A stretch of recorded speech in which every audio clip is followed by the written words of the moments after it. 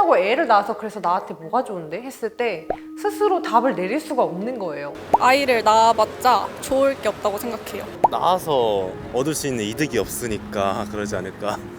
일단 개개인이 느끼는 의식주에 대한 불안감이 굉장히 큰 것 같고 벅찬 걸 느끼는 것 같아요. 약간 혼자 사는 것만 생각해도 약간 벅찰 것 같은 느낌이 있어서 제가 저 생활하는데 이제 빠듯하기 때문에 어떻게 아이를 키워내지? 일단 퇴근 시간이 8시가 넘어가는데 내가 밤새 우는 아이를 재우고 달래다가 다시 회사로 나갈 수 있을까? 성립이 일단 안 돼 보이잖아요.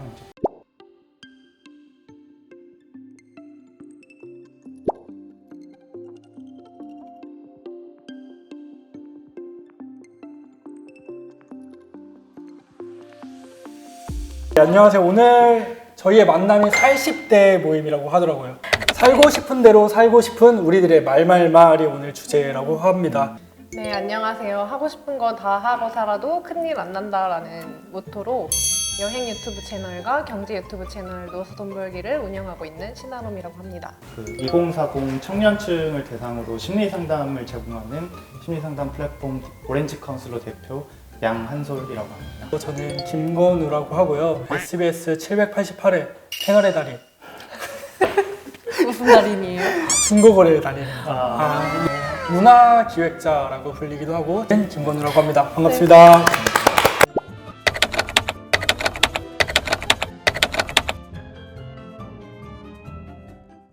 불확실한 미래가 놓여져 있기 때문에 나 먹고 살기도 이제 좀 벅찬데 애까지 낳으면 내가 어떻게 감당할 수 있을까? 여기 사실 돈 많은 사람들은 애를 몇 명은 낳아도 크게 상관이 없는데 빠삭한 사람들은 애 낳으면 약간 좀 그 시기 하잖아요. 결혼을 하지 않을 거면 너는 이런 혜택을 받을 수 없다, 이런 반강제적이고 책임을 저희한테 떠넘기는 듯한 꼭 아이를 많이 낳는 방향으로만 포커스가 맞춰져 있는 느낌? 거기까지 생각이 닿을 수 있을 정도로 여유롭지가 않은 것 같아요.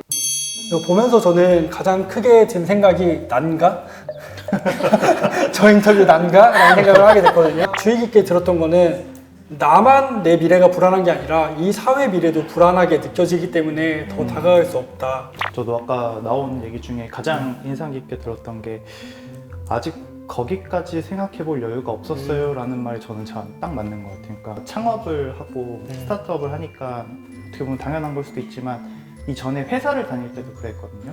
미래가 도저히 안 보이는 거예요. 이 월급 가지고 내가 집이나 이런 게 전혀 그려지지 않더라고요. 굉장히 반강제적이라고 말씀하신 분이 계셨는데 그런 것들을 보면서 되게 치사하다고 느끼거든요, 항상. 어떤 너네 결혼하면 이거 해줄게, 애 낳으면 뭐 이런 정책 해줄게 이런 거 보면서 그럼 한번 결혼을 해볼까? 이런 게 아니라 오히려 진짜 치사해 이런 생각만 들고 본질적인 문제를 맞아요. 이해하지 못하고 네, 그러니까 어떤 분이 출산에만 너무 초점을 맞춘다. 근데 사실 자살률도 되게 높고 한데 맞아요. 그 인구 자체 감소하는 거는 왜 신경 안 쓰나 이런 얘기한 것도 되게 인상 깊었어요. 지금 인구를 구성하는 사람들 개개인의 삶이 힘든데 맞아요. 이 인구에 대한 포커싱이 맞춰져야 맞아요. 그 다음 단계도 생각할 수 있는 여유가 생기는데 너무 그거는 도외시되고 맞아요. 빨리 결혼하면 1억 문 줄게 집 줄게 쏟아내니까 너무 네. 괴리감이 있다라고 네. 생각하는 것 같아요. 눈앞에 이렇게 들고서 네. 야 이거 한번 야. 모아볼래? 이런 거 같아요. 출산 말들 출산 말들 야 이거 가지고 행복할 것 같지? 약간 이런 느낌이에요. 사실 나오는 얘기들이 뭐 어느 것 하나 사실 맞아요. 저희가 공감 안 되는 게 없잖아요. 정책을 짤 때 왜 이렇게 너무 단시간적으로 보게 되지? 라는 의문이 계속 들게 되는 것 같아요. 그런 정책을 짜고 참여하는데 저 인터뷰어들이 훨씬 더 좋은 아이디어를 낼 것 같거든요. 그런 분들의 참여가 보장되고 있는가도 궁금해졌어요. 맞아요. 인천광역시가 인천에서 태어나는 모든 아이에게 1억 원을 지원하는 인천형 출생대책 1억 플러스 아이드림을 발표했습니다. 아이를 한 명 낳으면 1억 원을 준다는 회사가 있었습니다. 국민권익위원회가 현금 1억 원을 주면 아이를 낳겠냐는 설문조사를 진행했죠. 63%는 출산의 동기부여가 될 수 있다고 답했습니다. 그럼 이제 영상에 이어서 본격적으로 토크를 진행해 보도록 할 건데요. 키워드 중심으로 하면 재밌을 것 같아요. 첫 번째 키워드는 1억 원입니다. 요즘 부영그룹이 아기를 낳으면 1억을 준다라고 해서 화제가 되기도 하고 인천시라든가 충북 영동군도 1억에 대한 정책을 꺼냈어요. 그래서 이에 대한 통계가 있는데 1억을 주면 출산하는데 동기부여가 되시냐라는 설문이 있었는데 62.5%가 긍정적으로 답변했다고 합니다. 이 1억에 대한 정책에 대한 거 아니면 1억에 대한 각자의 생각을 한번 말씀해 보실까요? 일단 뭐 안 주는 것보다는 그쵸. 준다고 하니까 좋네요 이렇게는 생각이 들 수 있을 것 같은데 이 보자마자 되게 치사하다 이런 생각이 또 들었고 1억 갖다가 누가 코에 붙이지? 이런 생각도 들었고 결혼을 하려고 마음을 먹었고 이미 애를 낳으려고 마음먹은 사람들한테는 되게 좋을 것 같아요. 보너스 같이 느껴지는. 돈 때문이 아니에요 이거는. 그쵸. 제가 봤을 때. 저 62.5%라고 해서 너무 많은 거 아닌가 싶었어요. 사실. 일단 저는 부족할 것 같은데 매년 1억을 지원하면 모를까? 1억을 준다? 글쎄요. 허경영 후보가 매번 냈던 결혼하면 1억 주겠다라고 네. 했을 때 모두가 허황된 공약을 내세우고 있다. 개그보다 맞아. 정치권이 우습다라고 했는데 진짜 정치권에서 실질적으로 1억을 내세우고 있으니까 심각성을 상징적인 부분인가. 그리고 저는 그런 생각을 했어요. 그러니까 돈이 1억이 되게 큰 돈이긴 하잖아요. 그래서 이거를 악용하는 사람이 더 많아질 수도 있겠다는 생각이 들었고요. 사실 아이는 낳아서 키우는 게 더 중요한 거잖아요. 어떻게 되는지 이 아이가. 돈 줄 테니까 애 낳아 해서 약간 물물 교환하는 거야? 이런 생각도 들면서 되게 기분이 안 좋다. 사실 아이를 한 명 낳아서 졸업시키는 데까지 드는 비용이 평균 3억 8천만 원 정도 든다고 해요. 그렇게 많이 왜 드는지에 대한 근원적인 접근이 먼저 이루어져야 되지 않을까. 흥미롭게 봤던 통계 중에 하나가 지금 아이를 낳는 분들의 소득을 분석해 보니까 고소득층이 54%, 중산층이 37%, 저소득층이 9% 낳고 있어요. 그러니까 지금 태어나는 아이의 절반 이상은 고소득층인 거죠. 그러면은 오히려 고소득층이 애를 낳고 있으면은 이분들은 그러면 돈이 필요 없는 거 아니에요? 애를 낳아도? 더 다른 것들이 더 필요한 거 아니에요? 그쵸. 저소득층에 1억을 준다고 해도 만약에 지표 개선이 목적이라면 지표가 개선이 될까? 사실 삶의 질의 문제로 저는 보이거든요. 단순히 이렇게 하면은 출산할래? 이런 관점이 아니라 우리나라 국민들의 삶의 전반적인 질이 조금이라도 올라가야 되고 그러기 위해서 사회의 되게 다양한 분야에서 개선이 일어나야 되는 건데 그런 건 좀 왜 하지 않을까? 잘. 그러면 여기서 각자가 느끼기에 오늘날의 1억의 가치는 어떤 의미일까요? 제가 호주에서 2년 동안 워킹홀리데이 하면서 거의 1억 가까이 모은 거예요. 그래서 한국에 돌아가면 나 진짜 1억 있으니까 다시 살 수 있겠다 이런 생각을 하면서 생각해봤는데 오피스텔 전세도 못 얻잖아? 이런 생각이 딱 드는 거예요. 내가 20대를 다 갈아 넣어가지고 지금 만든 돈이 1억이라는 돈이 생겼는데 할 수 있는 게 없다라는 생각이 제일 먼저 들었었어요. 대부분 1억을 재테크를 본격적으로 하기 전에 기초자금 정도로 생각하시는 분들이 많잖아요. 그래서 그 1억을 도달하기 위해서 정말 힘들게 사잖아요. 산테크, 거지방 같은 거를 개설하기도 하고 아메리카노에 물 타서 먹자 이런 서로 자도 적힌 그런 티켓타카를 하면서 이렇게 꾸역꾸역 1억을 모았는데 이게 전세값도 안 돼라고 했을 때 상실감. 전세값도 6평. 사실 6평 진짜 전세값도 안 돼. 1억으로 우리나라 그 서울에서 그 원룸 구하기도 정말 어렵거든요. 1억이라는 게 옛날에는 사실 굉장히 크게 느껴지는 돈의 어떤 기준이었잖아요. 근데 연봉으로서도 그렇고, 근데 지금은 큰 돈이지만 그렇다고 이걸로 뭔가를 할 수 있는 정도의 돈은 또 애매한 수준으로 바뀐 정확한 것 같아요. 큰 돈이지만 그렇다고 그 큰 돈으로 할 수 있는 게 없는 시대다.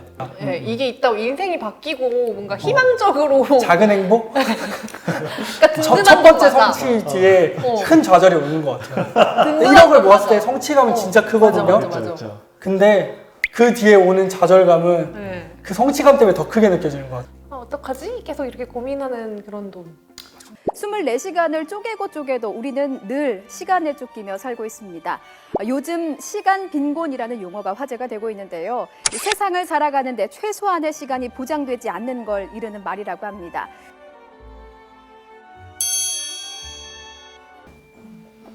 오늘 키워드들이 다 되게 우울한 키워드들이에요. 본의 아니게. 1억에 이어서 다음 키워드는 타임푸어. 타임푸어 뭐예요? 타임푸어라는 뜻이 시간을 상징하는 타임과 가난함을 상징하는 푸어에 합친 거죠. 시간이 부족하다. 너무 시간이 부족해. 그런 걸 하는 건 나에게 사치야. 그래서 그런 걸 조사했을 때 휴식 시간을 포기한다. 16.4%. 건강 관리를 포기한다 14.9%, 문화생활을 포기한다 12.5%.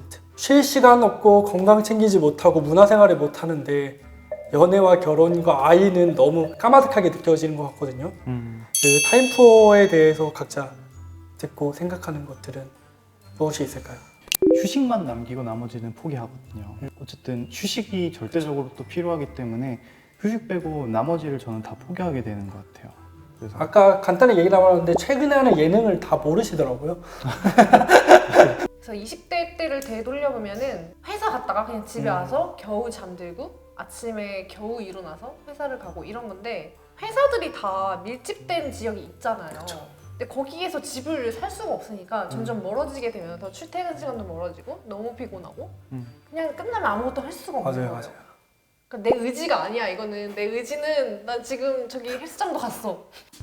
저 또한 이 비슷했어요. 휴식 시간 포기하고 건강관리 아예 못했고 주말에 엄마 보러 갈 힘도 없는 거예요. 그렇죠. 그냥 집에 잠만 자고 싶은 거예요.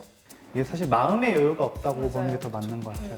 일적인 것들, 내가 해야 되는 것들을 먼저 계획을 우선순위에 배치하고 나를 위한 시간이라든가 나의 이제 가치를 위해서 쓰는 시간들은 너무 쉽게 포기하게 되는 것 같아요. 그러니까 그 회사 퇴근 시간이 다가오면 그런 생각 하잖아요. 이제 퇴근하면 집에 가면서 헬스하고 이런 생각을 하다가도 지하철을 딱 탔을 때 콩나물 시루가 되는 순간 방전이 돼버리는 맞아요. 거죠. 활력이 없는 상태에서의 연애, 결혼, 출산은 너무나 먼 얘기인 거지. 일단 내가 활력이 있어야 만나도 내 활력으로 그분을 어필을 할 수가 있고. 활력이 굉장히 적절한 단어 같아요. 제가 활력하니까 떠오르는 사건이 있는데요.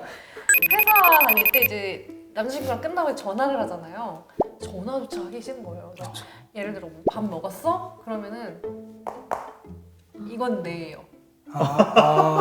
정말요? 진짜 그렇게 재난 상태잖아. 이거는 못 쓰고 오는. 사랑하셨죠? 사랑했죠. 그걸 다 그냥 이해해주니까 이제 사귀었던 거지. 그랬어요. 아니 집에서 지금 이렇게 전화하고 있는 사람한테 지금 연애, 결혼 무슨 얘기예요 지금. 아무래도 좀 금전적인 부분 때문 아닐까요? 요즘 집값도 많이 오르고 있고. 가장 큰 문제는 집 문제겠죠. 집값이 너무 오른 것도 있고. 세 번째 키워드는 뉴 하우스 푸어입니다. 하우스 푸어. 그 서울의 평균 아파트 값이 얼마인지 아시나요? 10억은 넘을 것 같아요. 10억? 그래도 관심이 있어야 알거든요. 저는 막연하거든요, 아예. 너무 비싼 데가 너무 비싸가지고 10억일 것 같아요. 평균이? 네. 딱 2000년대 서울 집값이 막 2억이었대요. 2021년의 가격은 11억 900만 원. 비싸게 맞췄네요. 5배 이상이 뛴 거죠. 진짜. 그러니까 정말 막연하게 느껴지는 금액이잖아요. 11억 이런 거는. 이자가 한 달에 뭐 200, 300 월급만큼 나가야 된다라고 할 만큼 되게 먼 이야기처럼 느껴지는데 저는 사실 집에 대해서 생각할 때 친구들한테 정말 이거 인테리어나 집에 대해서 관심을 갖고서 이제 물어봤어요. 어떤 집에 살고 싶어 해가지고 나는 사실 젊을 때는 이제 빌라 같은 데서 혼자 이제 살고 인테리어 좀 이쁘게 해놓고 나이가 조금 들면은 개인주택에 살고 싶어 이랬는데 친구들한테 물어보니까 아파트라고 하는 거예요. 왜? 학군이 좋고 그 부동산 가치가 안정적이고 자식들이랑 살기 좋다는 거여서 내가 그리는 미래에는 그 집에는 저쪽은 가족이 있는데 나는 가족이 없구나라는 그 차이가 확 느껴지더라고요. 한 번도 그렇게 생각해 본 적이 없는 거예요. 학군이라든가 이런 거를 집이라는 걸 연관지어서 내가 이렇게 생각이 다른가? 이런 생각을 한 적이 있어요. 참교육을 당했어요. 나도 빨리 사야겠다면서 패닉바잉을 시도했었거든요. 핫한 지역에 임장을 갔는데 진짜 매물이 하나도 없는 거예요. 겨우 찾아가지고 이제 갔는데 아예 집 보러 오는 사람들이 줄 서 있고 집을 보지도 않고 사게 되는 거예요. 진짜 패닉바잉. 네. 아니 저는 집을 보고 싶다니까. 이게 3억짜리 집인데 왜 나는 내 집을 보지도 못하고 계약금을 입금하래요 계속. 저희 할아버지가 사시던 집이 시골에 있었어요. 그래서 거기에 너무 지친 마음으로 딱 들어갔는데 거기 딱 도착하는 순간 시골에 있는 그냥 단독주택이거든요. 30년대. 거기 도착하는 순간 이게 집이지 이런 생각이 들더라고요. 진짜 내가 막 제발 집 한 번만 보여주세요 이러면서 굽신굽신하면서 그냥 나는 여기 시골집에서 살아야겠다. 나중에 투자하는 거는 투자하더라도 내가 살 집은 그런 집에서 나 살고 싶지 않다. 지금 살고 있는 그 시골집에 두 채를 살 수 있는 아파트 비용으로 저는 그 시골 낡은 집에다가 전혀 가치 없는 그 집에다가 다 박았어요. 돈. 다 그 집 수리하는 데 쓰고 그러면서 이제 부모님 그리고 주변 사람들한테 잔소리를 엄청 많이 들은 거예요. 그렇게 하면 안 된다. 너 오늘만 사냐? 그 집 너 가치가 없다. 안 올라. 알지 알아. 그리고 이제 인테리어 해주시는 분들도 저는 돈을 많이 쓸 준비를 했는데 와주는 것도 싫어하시는 거예요. 근데 그렇게 2년이 지났어요. 한 번도 후회한 적 없어요. 네, 다시 해도 나는 이런 선택을 할 것이다. 그러니까 요즘은 내가 좋아하는 집에 대해서 생각하는 게 사치처럼 느껴지는 것 같아요. 역세권. 그런 거보다는 역세권, 되게 경제적, 실용적, 맞아요. 뭐 그렇게 투자적인 가치가 더 우선시 되다 보니까 집이라는 것이 주는 그 의미가 네. 점점 퇴색되는 게 아닌가 맞아요.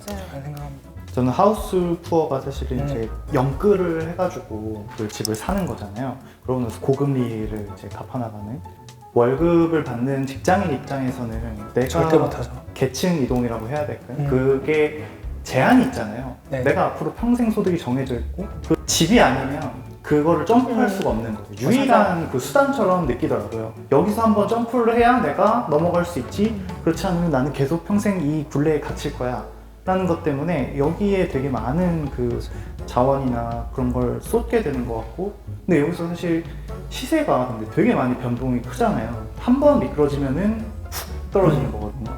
제 친구들 중에서도 그런 친구들이 있는데 그래서 너무 좀 위험하다는 생각이 들어요. 사실 이렇게 연끌을 하는 게. 부동산 매매도 좋은 역세권에 신축 아파트 사고 싶어 하는 거잖아요. 그렇게 임장을 다니다 보면은 그거 몇 개 좀 포기하면은 다른 집도 많거든요. 근데 그건 또 사기가 싫은 거예요. 맞아요. 그러니까 집의 형태조차도 규격화된 것 같아요. 맞아요. 그러니까 주택을 좋아한다라고 말할 수도 있잖아요, 사실. 근데 그게 이상하게 받아들이는 걸로 가스라이팅이 된 것 같아요. 집 이꼴 경제적, 주택 이꼴 안 올라. 집이 나에게 주는 것은 그 돈으로도 살 수가 없는 걸 주거든요. 꼭 그렇게 무리해서 내가 대출을 받아가지고 살아야지 행복한 삶은 아니다라는 생각을 이제 요즘 많이 하고 있죠. 오늘 프리뷰 영상에서도 주거 불안정, 집값 문제에 대해서 굉장히 저출산의 원인 중에 커다란 꼭지로 다뤘잖아요. 사실 1억을 준다기보다는 이런 기본적인 것들이 안정화되는 게 우선이 아닌가. 의식주라고 하는데 사실 의식주 중에 우리가 부담 없이 할 수 있는 것들은 요즘 많이 없잖아요. 맞아요. 이것도 사실 연끌도 하는 사람이나 하는 거거든요. 맞아요. 연끌도 어려운 사람들이 사실 태반이잖아요. 맞아요. 심장 뛰어가지고 어떻게 대출 받아? 내가 영혼도 타고내야 돼요. 진짜 뭘 끌어. 아까 말했듯이 11억이 필요하잖아요. 평균. 네. 물론 그것보다 적을 수도 있지만 그걸 대출의 갭이 너무 크잖아요. 사실 아까 저희가 1억 얘기도 했지만 1억 모으는 거 정말 어렵잖아요. 근데 지금 갭이 벌써 10억이 생겨버리니까 이거는 대출로도 안 되는 거거든요. 맞아요. 그래서 이건 할 수 있는 사람들이나 그것도 하는 거다. 근데 그것도 너무 위험한 것 같다. 맞아요. 저처럼 이제 시골에 살고 싶어도 직장이 없어서 못 가는 거잖아요. 그렇죠. 그냥 전체적으로 다 연결돼 있는 것 같아요. 살고 싶어도 나는 거기 가면 먹고 살 수가 없어서 못 간다. 이런 분들도 있으니까. 그러니까 이어서 서울과 지방의 그런 격차에 대한 문제도 굉장히 많잖아요. 그렇죠. 이 문제도 해결되지 않으면 사실 집값이 잡히기도 어렵고 또 다양한 형태의 라이프를 상상하는 것도 사치처럼 느껴질 테니까 시골에서 신한우님이 잘 되는 게 이렇게 살아도 돈 걱정 없이 경제생활을 할 수 있다라고 하는 그런 것들이 특이 케이스가 아니라 또 다른 하나의 뉴노멀처럼 되는 게 되게 필요한 게 아닌가. 네. 그래서 일단은 좋은 회사들이 정말 많이 생겼으면 좋겠다. 작은 회사라도. 이제는 좀 전환돼야 되지 않나? 그렇죠. 굉장히 핵심적인 부분이고 중요한 부분인데 또 이거를 건드리기에는 모두가 무서워하기 때문에 너무 많은 이해관계가 걸려있는 맞아요. 이게 뭐 그래서 집값을 잡는다고 확 떨어뜨리면 우리나라의 재산들의 대부분은 부동산으로 되어 있으니까 큰일 나죠. 사실 그 우리나라의 저출산 문제를 집단 자살 상태라고 표현하는데 저는 사실 주거적인 이 부분이 더 집단 자살 상태처럼 느껴지거든요. 그렇기 때문에 그 근본적인 집이 해결되지 않으면 사실 결혼, 육아 이거는 꿈의 일이잖아요. 근데 1억을 주는데 집을 살 수 있어. 그럼 그 정책이 굉장히 근본적인 걸 찌르는 정책이었겠죠. 근데 1억을 주는데 집값은 11억이야. 원룸 전세를 못 들어봐요. 그러니까 1억으로. 요새는 아이는커녕 결혼도 안 하는 사회라고들 말하죠. 혼인 건수만 따져봐도 70년대보다 절반 이하로 줄었습니다. 결혼도 출산도 포기하는 젊은 층이 갈수록 느는 게 주요 원인인데 결혼하는 사람은 계속 줄지만 혼자 사는 사람은 해마다 늘고 있습니다. 여기서 제가 재밌는 수치를 하나 봤거든요. 그 우크라이나에서의 전쟁으로 인해서 그 출산율이 0.7%가 됐대요. 근데 우리나라는 지금 0.65인 거죠. 전쟁에 준하는 어떠한 충격이 분명히 가해진 거죠. 그게 무엇일까? 요즘은 왜 연애와 결혼이 힘들다고 느끼시는지? 제 입장에서는 왜 해야 되는지를 설득된 적이 없어요. 예를 들어 결혼을 왜 해야 되는지, 애를 왜 낳아야 되는지, 연애를 왜 해야 되는지. 그러니까 누구나 다 개인의 삶에서 가장 최적화된 것들을 선택해서 자기한테 좋은 거를 택하는 거잖아요. 돈을 줄게. 그런데 1억? 잘 모르겠어. 이런 느낌이고. 그러니까 한 실험을 했었는데 어떤 제한적인 환경 안에 자원도 제한적으로 넣어주고 그 안에 쥐들을 암수를 서로 이렇게 넣어놓은 거예요. 그러니까 서로 제한된 자원을 갖고 경쟁을 굉장히 높은 강도로 해서 살아남았어야 되는 상황인 거죠. 그 상황을 만들어 놓으니까 사실 생식은 본능이잖아요. 근데 쥐들이 생식을 멈춘 거예요. 짝짓기를 안 한대요. 쉽게 말해서. 동물 사회에서도 경쟁 강도가 너무 심하면 이들이 오히려 그 본능적인 부분을 포기하게 된다라는 연구 결과가 있었거든요. 2030들이 전쟁 같은 하루하루를 지내고 있다라는 그런 말들도 있잖아요. 그게 실제로 아까 우크라이나 전쟁의 출산율과 비교한 것처럼 실제로 그런 삶을 살고 있구나라고 받아들일 수 있는 지표가 될 것 같고, 연애와 결혼에 대해서 불과 10년 전에 생각했던 그런 연애관하고는 되게 많이 달라진 것 같아요. 그쵸. 스탠다드가 많이 높아졌고 결혼도 마찬가지인 것 같아요. 이 사람을 만나서 기대하는 것들이 있잖아요. 어떤 행복감일 수도 있고, 친구들은 그리고 저렇게 남자친구 만나가지고 저런 데도 가고 나는 아닌 것 같고 이러면은 또 기분 상하고 이런 비교도 있는 것 같고, 그래서 그렇게 여러 가지 감정 소모까지도 다 포함이 되는 것 같아요. 우리가 하는 취미 그리고 연애 라이프까지 전체 공개 사회가 돼버린 것도 하나의 요인인 것 같아요. 프라이버시한 영역이잖아요. 원래는 이제는 되게 SNS라든가 이런 걸 통해서 오픈하고 비교되고, 프로포즈를 하기 위해서는 뭐 어디의 호텔에서 시그니엘에서 가방 한 개와 또 답 프로포즈를 하기 위해서는 다 있더라고요. 그런 것들이 뭔가 진짜 짜증나지 않아요? 기준이 있다 보니까 거기에 내가 안 맞출 수가 있나? 안 맞추게 되면 뭔가 실망하지 않을까? 라는 그런 그 간극이 생기는 것 같아요. 정부의 저출산 정책 공감을 하시나요? 저는 저출산 정책이 저출산의 되게 지역적인 부분들만 그 지원을 하고 있지 않나라는 생각이 좀 들어요. 그러니까 삶의 질이라는 관점에서 조금 정책을 펴야 되는 것 같고, 그러면 굉장히 다양한 포괄적인 분야가 같이 개혁이 돼야 되는 것 같거든요. 결혼을 안 하고 싶은 사람들도 있거든요. 혹은 결혼을 왜 해야 되는지도 잘 모르겠는 사람들도 있는데, 그분들도 같이 인정을 받을 수 있는 방향으로 바뀌어야 되는 것 같아요. 여성을 그냥 너네 지금 가임기니까 빨리 가임기 안에 결혼해서 빨리 당장 애를 낳아, 이렇게 들리거든요. 근데 그렇게 했을 때 내가 왜 그래야 되는데 자꾸 이런 생각만 들게 하는 거예요. 그래서 나를 사람처럼 생각을 해주는 건 맞아? 약간 이렇게 자꾸 생각이 들더라고요, 저는. 너네 결혼하면 뭐 해주고 애 낳으면 뭐 해줄게 라는 정책보다는 일단 청년들이 인간다운 삶을 살 수 있는지에 대한 포커스를 맞추는 게 큰 효과를 보지 않을까라는 생각을 하게 됐습니다. 마지막 키워드인데요. 다양한 형태의 삶의 방식이 점점 많아지고 있다. 그리고 정상가족은 없다라는 주제입니다. 흔히 정상가족이라고 하면 전통적으로 어떤 걸 떠오르시나요? 저는 4인 가족? 4인 가족. 엄마, 아빠, 아들, 딸. 아들, 딸. 요즘은 되게 다양한 가족들이 나타나는데 어떤 분류가 또 있을 수 있을까요? 최근에 제가 책을 냈는데 그 책 제목이 혼자서도 잘 사는 걸 어떡합니까요? 그게 나오자마자 베스트셀러 전체 1위를 했거든요. 그 제목이 이 시대상을 반영하는 게 아닌가. 그게 1위를 했다는 것 자체가 이제는 국가에서 그냥 모른 척하면 안 되는 수준에 다다른 것 같아요. 역시 말씀하신 것처럼 1인 가구 비율이 38.5% 정도 된다고 해요. 10명 중에 4명은 혼자 살고 있다. 심지어 제가 태어나서 잘 알고 있는 관악구는 50%가 넘어가거든요. 하지만 오늘날의 그런 정책들은 혼인 기준 맞아요. 정책으로 있는 거죠. 그 시대적 변화에 정책이 못 따라간다고 생각하시나요? 어떻게 생각하시나요? 완전 못 따라오죠. 최근에 본 거는 그거였거든요. 여자분이 자기 친구를 입양한 거예요. 내가 죽으면 내 유산을 줄 수가 없잖아요. 그래서 어떻게 하지? 그랬더니 동갑도 입양이 되는군요. 네. 입양을 하면은 신기하다. 가족이 될 수 있는 거예요. 이분들은 레즈비언도 아니에요. 그냥 친구예요. 근데 같이 살고 싶은데 가족으로 인정이 안 되니까 그 방법밖에 없어서 그렇게 선택을 하신 거예요. 현실적으로 출산율을 올리고 싶으면 출산율에 집중을 하면 되는 거잖아요. 왜 꼭 결혼을 시켜가지고 남자 여자 둘이 애를 낳아 이렇게 하니까 너무 어려워지는 것 같아요. 오히려 너무 전통적으로만 발상한다. 네. 또 OECD 비혼 출산율이 저도 되게 주목했거든요. 네. 결혼하지 않고 아이를 출산하는 비율이 평균 40.7%나 된다고 해요. 특히 프랑스가 60.4%, 영국이 48.2%. 그렇다면 우리나라는 어느 정도일까요? 비혼 출산율. 저는 주변에서 본 적 없어요. 2.2%가 쉿하고 사는 거죠. 비혼 출산율이 우리나라에서는 2.2%, OECD 평균 40.7%.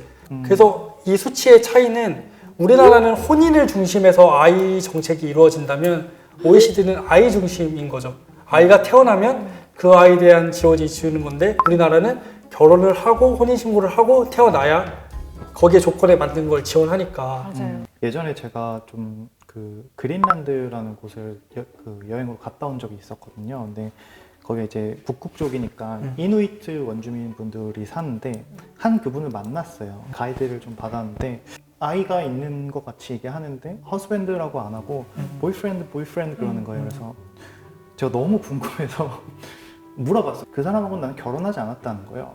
아이가 있는데 결혼하지 않았고 지금은 동거를 하다가 별거 상태다.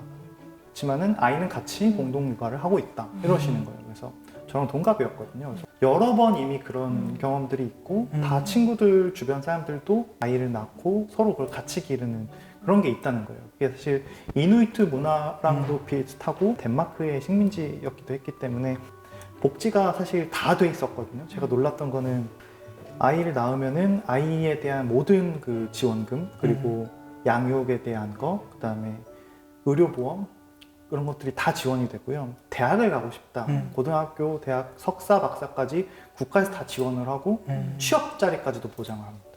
아이를 낳는 데 있어서 전혀 그 거리낌이 없는 거예요. 사회적인 시선도 전혀 없고 낳았을 때 이거를 보장해 줄 수 있는 국가적인 지원도 다 잘 되어 있고 그 부담을 전혀 안 느끼고 있더라고요. 그래서 너무 신기했어요. 사실 이런 세상이 있구나 싶었어요. 그리고 뭐 집을 구한다고 해도 뭐 신혼부부 우대해주는 그런 정책들 되게 많은데 1인 가구는 집이 다 너무 조그만 거밖에 없는 거예요. 그러니까 1인용으로 분류를 해놓은 게 사실 너무 작은 게 너무 많은 거예요. 그래서 오피스텔 이런 데 들어가 있는 냉장고 이런 것도 사실 그게 쓰라는 거야 말라는 거야 너무 작아. 이런 생각을 많이 했고 가전제품 보러 갔는데 1인용이지만 5인 가족이 쓰는 거 저도 사고 싶더라고요. 그 대형 가족들? 우리 쓰는 거 다 혼자 쓰거든요. 근데 오히려 좀 더 여유롭게 공간도 넓어지고 가전제품도 큰 거 쓰고 냉장고도 양문형 혼자 쓰고 이러니까 한 명이서 들어와서 살아도 괜찮을 수 있어. 여유 있으니까 이렇게 되지. 마음의 여유도 포함된 거죠 그런 게. 이제 심리적으로 열리는 거예요. 그래서 혼자 여유롭게 살 수 있게 만들어줘야지 이제 그때서야 연애도 해보고 그러다가 애도 낳아볼까? 이런 생각을 하게 되는 거지 돈 줄게 빨리 당장 낳아 이런다고 낳을 수 있는 건 아닌 것 같다. 정말 그 개개인의 삶의 질 개선이 먼저 뒷받침되어야 그 다음 단계로 나아갈 수 있다라고 생각을 하기 때문에 얘기를 나눌수록 그 기본에 대해서 생각하게 되는 것 같아요. 그래서 그 출산율도 출산율인데 자꾸 낳으라고만 하지 말고 있는 사람들이나 좀 잘 챙겨줬으면 좋겠다. 다들 죽어가고 있는데 계속 낳으래요. 약간 밑 빠진 독에 물 붓기처럼. 되게 많은 분야에서 지표들이 너무 심각하잖아요. 이 정도 학교 출산율이면은 이게 꼭 인간이 아니라 어떤 한 동물종이 이런 출산율을 보인다면 멸종을 고민해야 되는 수준이라고 하더라고요. 우리나라가 멸종을 해가는 위기에 있는데 앞으로 점진적 변화라는 형태로 이걸 해결할 수 있을까? 사실 달려들어야 될 때잖아요. 아마 그런 문제의식에서 나온 게 1억이었을 텐데 그것만으로 할 수 있을지에 대한 퀘스천이 오늘 든 거죠. 네. 현상에서 지원할 수 있는 사람들을 지원하는 것도 그 보통 가족이 아닌 사람들을 그 한부모 가정이라든가 이런 것들도 하나의 가족의 형태로 받아들이고 제도권 안으로 넣어주는 것도 그건 어려운 게 아니기 때문에 그런 것들이 선행되는 것부터 할 건 정말 많은 것 같아요. 할 수 있는 건 많을 것 같아요.